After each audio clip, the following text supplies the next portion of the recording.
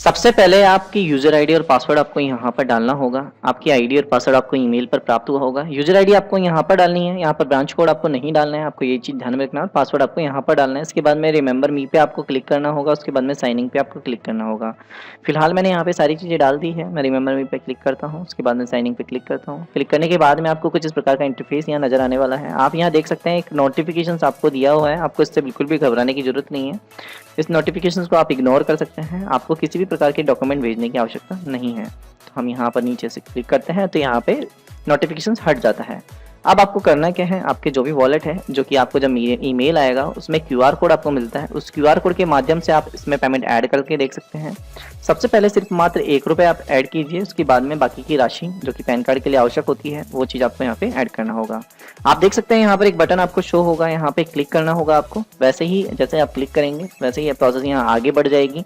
साथ ही आपको समझ में भी आएगा कि क्या क्या प्रोसेस यहाँ होने वाली है। तो सिंपल यहाँ पे जैसे आप क्लिक करते हैं, मैंने वॉलेट में पेमेंट डाल लिया है पहले ही, तो मैं यहाँ पे क्लिक करता हूँ। तो जैसे आप क्लिक करेंगे, क्लिक करने के बाद में एक ऑप्शंस आएगा, बस आप इस ऑप्शंस को आपको ओके कर देना है, जो कि आपको सिंपल ज़्यादा नहीं सोचना है, ओके ही करना होगा आपको। जैसे आप ओके करते हैं प्रोसेस आगे बढ़ जाती है। बढ़ने के साथ साथ आप गवर्नमेंट की वेबसाइट पे रिडायरेक्ट हो जाते हैं। साथ ही आप देख सकते हैं यहाँ पे tax information network of income tax department की यहाँ वेबसाइट आपको ओपन हो जाती है, जो कि आईटीडी डिपार्टमेंट की वेबसाइट है। यहाँ पर आप देख सकते हैं, यहाँ से आपको कुछ डिटेल्स यहाँ पूछी जाएगी आईटीडी डिपार्टमेंट द्वारा, तो आप लोग इन सारी चीज़ों को फॉलो करना होगा। सबसे पहले आपसे आधार कार्ड पूछा जाएगा, इसके बाद में कैंडिडेट की डिटेल, यहाँ की कैंडिडेट का नाम क्या है, उसके बाद में डेट ऑफ बर्थ और कैंडिडेट का जेंडर।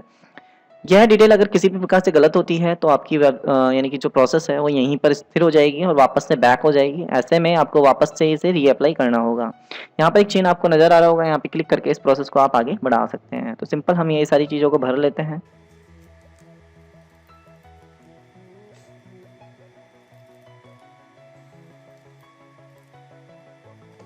जैसा कि यहाँ पे आप देख सकते हैं हमने सारी डिटेल को भर लिया है। जैसे हमने डिटेल कंप्लीट कर ली है और यहाँ पे टिक भी हमने कर दिया है। इसके बाद में जो सबमिट का बटन है, जो कि काफ़ी धुंधला सा था, वो अब यहाँ पर प्रॉपर वे में हो चुका है और आप यहाँ पे क्लिक कर सकते हैं। जैसे आप यहाँ क्लिक करते हैं, क्लिक करने के बाद में जो आपकी प्रोसेस है वो आगे बढ़ जाती है और आप लोग वो आगे प्रोसेस कर सकते हैं। अगर आधार कार्ड से डिटेल मैच नहीं होती है किसी भी तरीके से, चाहे डेट ऑफ बर्थ में गलती हो या नाम में गलती हो, तो आपकी प्रोसेस यहाँ से आगे नहीं बढ़ेगी। आप वापस से शुरुआती दौर पर पहुँच चुके होंगे।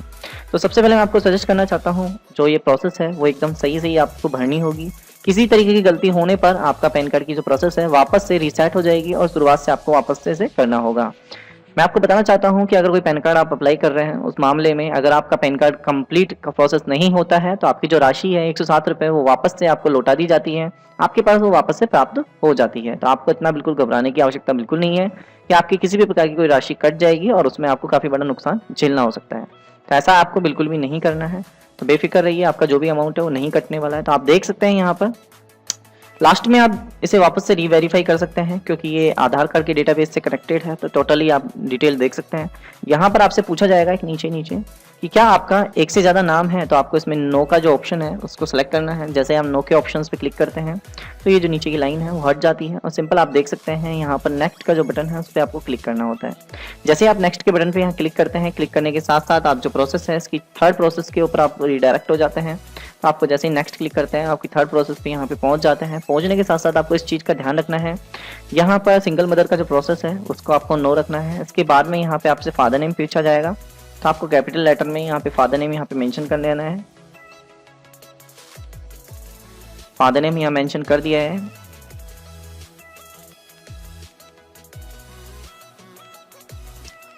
आपको 2 बार यहाँ फादर नेम आपको पूछा जाएगा, तो जो भी किसी भी प्रकार की मिस्टेक रह जाती है तो वो चीज़ आप यहाँ मेंशन कर सकते हैं। तो यहाँ पर पहले पूछा जाता है कि फादर नेम, उसके बाद में री एंटर फादर नेम। तो ये दोनों अलग अलग हैं। आप मदर नेम नहीं भरना चाहते हैं तो कोई इशू नहीं है, मदर नेम मत भरिए, कोई इशू नहीं है इस चीज़ के अंदर। आपको सिंपल यहाँ पे जो आधार कार्ड यानी कि जो पैन कार्ड है आपका, उसके ऊपर प्रिंट क्या नाम चाहते हैं आप, तो यहाँ फादर नेम होता है, तो आप फादर नेम यहाँ पर सेलेक्ट कीजिएगा। तो आपका जो भी पैन कार्ड है जब आएगा तो फादर नेम प्रिंट होकर आएगा। ज़्यादातर इंडियन गवर्नमेंट के हिसाब से जितने भी डॉक्यूमेंट हैं उनमें सभी में फादर नेम मेंशन होता है। कभी कभी कुछ डॉक्यूमेंट में मदर नेम नहीं होता है। ऐसी में डिफिकल्ट प्रॉब्लम आपके सामने खड़ी हो जाती है कि आप मदर नेम से पैन कार्ड बना लेते हैं और वहाँ पर वेरिफिकेशन करने में काफ़ी दिक्कतों का सामना आपको करना होता है। तो हम यहाँ पर नेक्स्ट का बटन आपको नज़र आ रहा होगा। नेक्स्ट बटन पे आपको जैसे ही क्लिक करते हैं आपकी प्रोसेस आगे बढ़ जाती है। जैसे आप यहाँ 4th स्टेप में पहुंच जाते हैं तो यहाँ पर आपसे कुछ स्टेप पूछे जाते हैं जो कि कुछ इस प्रकार से हैं।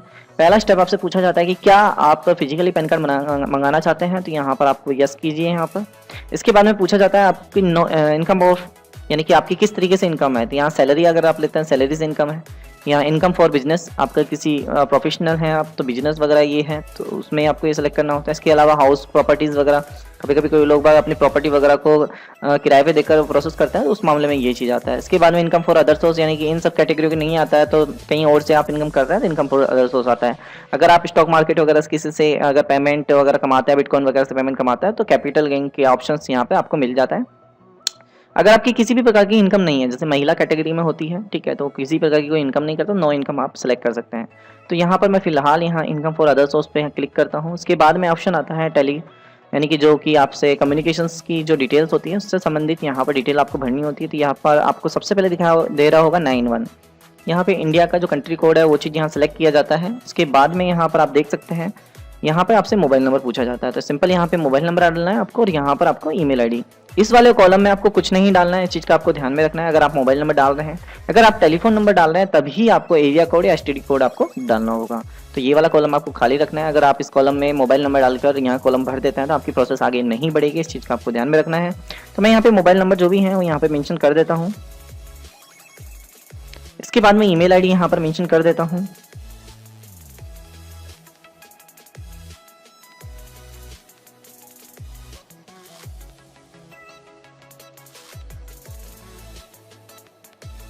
हमने यहाँ पे ईमेल आईडी और मोबाइल नंबर मेंशन कर दिया है। अब हम यहाँ से नीचे स्क्रॉल डाउन करेंगे। स्क्रॉल डाउन करने के साथ साथ आपसे कुछ और डिटेल यहाँ पे पूछी जाएगी, तो आपको इन वाली डिटेल को किसी भी प्रकार से नहीं भरना है। आपसे ऑफिस एड्रेस पूछा जाएगा तो फिलहाल इस एड्रेस को आपको नहीं भरना है। अगर इस वाले को आप भरते हैं तो हो सकता है आपका पैन कार्ड किसी बार रुक जाए या फिर कोई प्रोसेस में आप अटक जाए।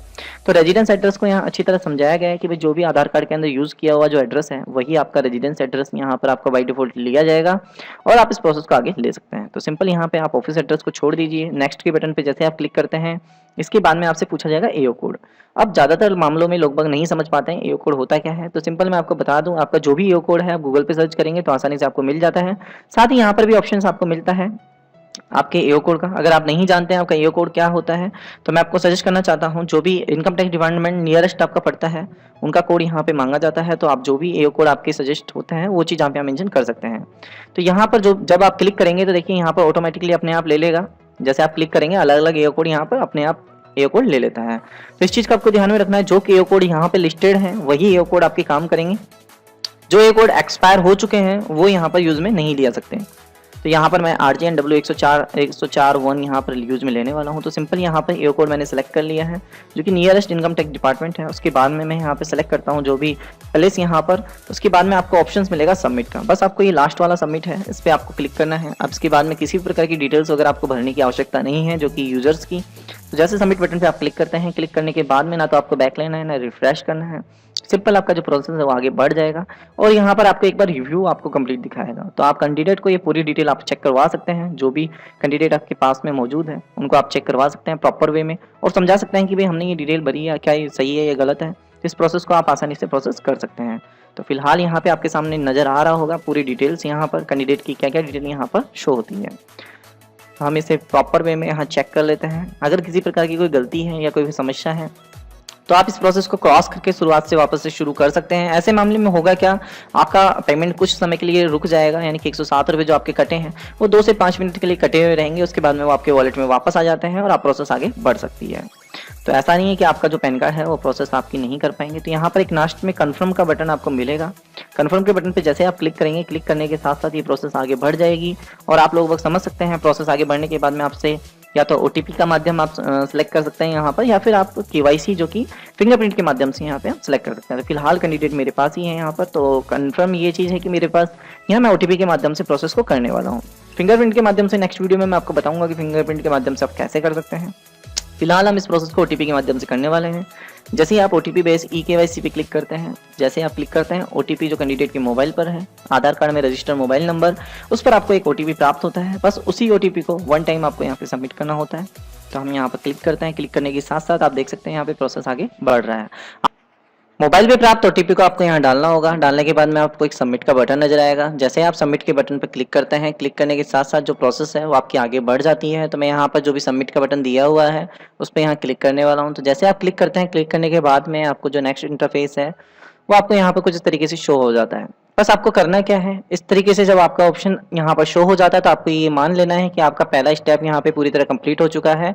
बस आपको ओके जो ऑप्शन यहाँ पे आ रहा है इस पर बस क्लिक करना है। जैसे आप यहाँ क्लिक करते हैं, क्लिक करने के बाद में आपसे ई साइन का सिस्टम पूछा जाता है।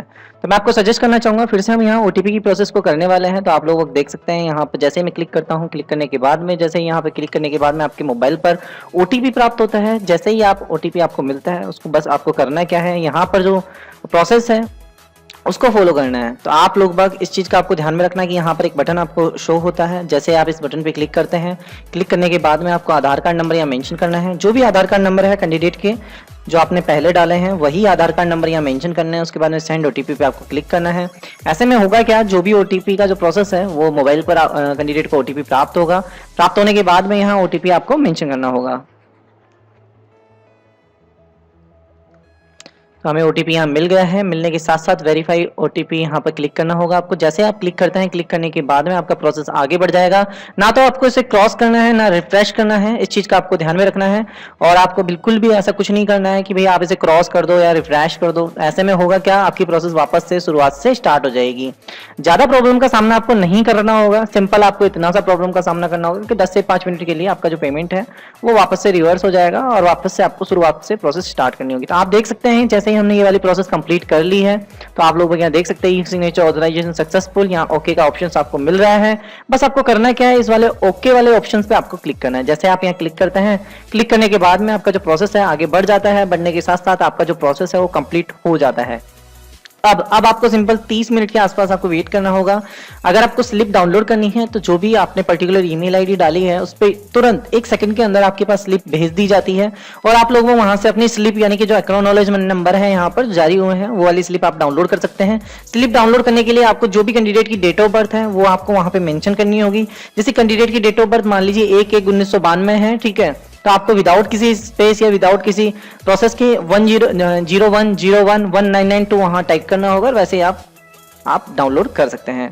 उम्मीद करता हूं आप लोगों को ये चीज समझ में आ चुकी होगी।